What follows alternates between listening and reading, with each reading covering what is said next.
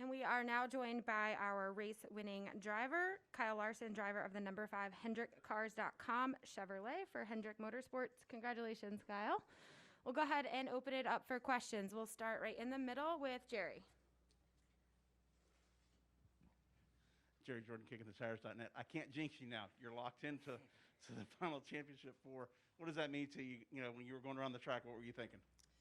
Yeah, it's awesome. You know, I mean, we had a good points lead or whatever from the cutoff going into it, but still, you know, Harvick had his issues last year and didn't make it to the Final Four, so that will always be on my mind. But we had a fast car today, and you know, we had a good couple stages. So even if I didn't come out with the lead or the win or whatever, I wanted to play it smart and take what I could get. But you know, I got good shoves from behind me every restart and allowed me to get clear into the lead into one every time, and then do some blocking for a few laps. So fun on all those restarts, and we had a great race car to allow me to be aggressive with the blocks and fast too, to stay out in front of William.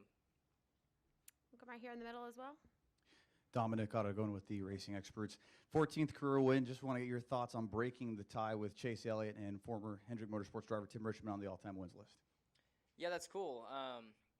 You know, hopefully Chase and I are both going to get a lot of wins throughout our career and catch, you know, Jimmy or Jeff someday. But yeah, it's been cool to be teammates with him this season.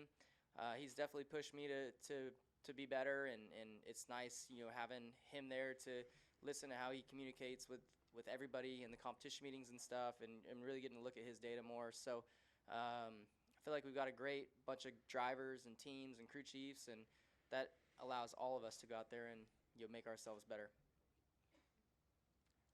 Any additional questions down here for Kyle? Come over here to Jeff. I know it's kind of a weird stat because it's like 36 races and everything, not like all of NASCAR history, but apparently you have a pretty good shot now to get the all-time laps led record for, since it went to 36 race season. Do you care about that number? Like, do you care about that mark? I definitely care. I don't know what the mark is or what the number is, but yeah, what is the number? Okay, and I'm probably at like 2,300 or so now, close to it.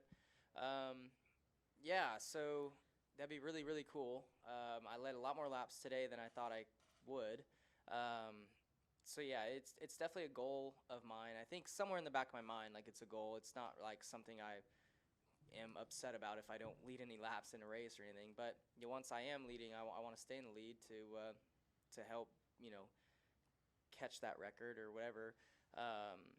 But you have to have a fast race car to do that, and our race car has been really good all season long, especially today to have a dominating run like we did, and hopefully these next few weeks are a lot like today.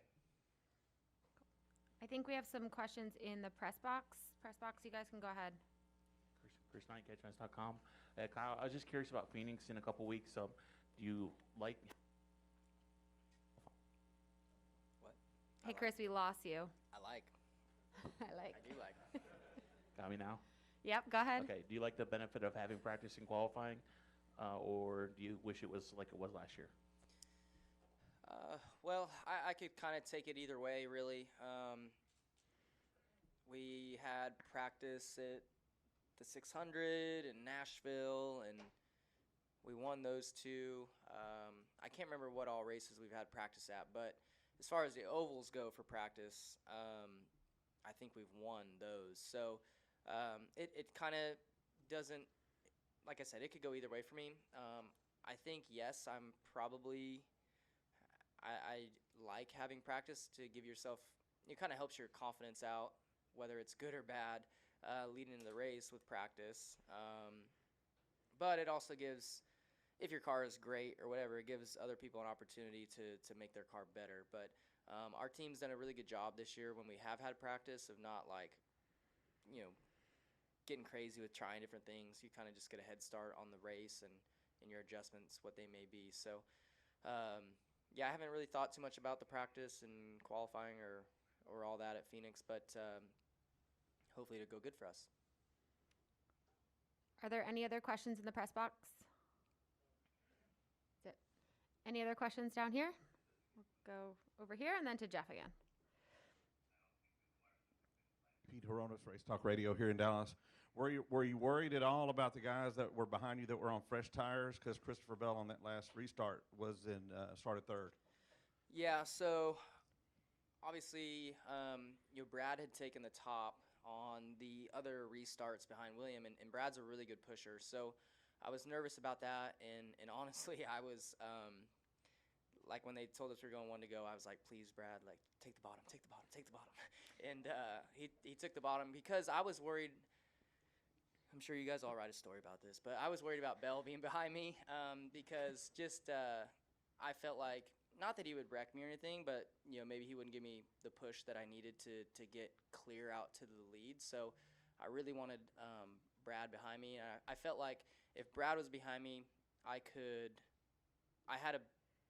anticipate it better because I knew I was going to get a good push, but I was ready for him to try and pull out and try and take me 3 wide or anything because he's trying to race his way into the playoffs and lock in. So I was at least ready for that. I wasn't sure what to be ready for if Bell was behind me. So yeah, I was glad when Brad chose the bottom and gave me a great push like I knew he would, and I protected a little bit and was able to get clear to lead. No. You had said from the start of the playoffs, like, that Harvick last year was on your mind, and even this morning, like 47 points over the cushion is not enough, and it seemed like you were just sort of anticipating, like, hey, I might have to race my way in on points. And is it sort of an odd feeling then to be sitting here like, oh, like I'm in, like I don't have to worry about that for the next 2 weeks? That part of it's gone. A little bit. Not really. I had such a good day today in stage points and stuff, and I was positioned well to where if I finished in the top, 4 or 5, I was still going to probably gain a lot, I would think, on the cut line. So I wasn't too worried about it. But I still, yes, I probably would have been, it still would have been on my mind going to Kansas. But as long as I went to Kansas and ran up front in the stages and stuff too, I would have felt really good about it. So I just was more worried about, like, if, like getting the wall or something like Denny or Truex or get caught up in a wreck, stuff like that, which is now we don't have to worry about. So that's good. But yeah, I'm not going to plan on racing any differently these next 2 weeks. I still want to, win stages, win some races, and keep this momentum going into Phoenix. We'll go in the middle to Jim.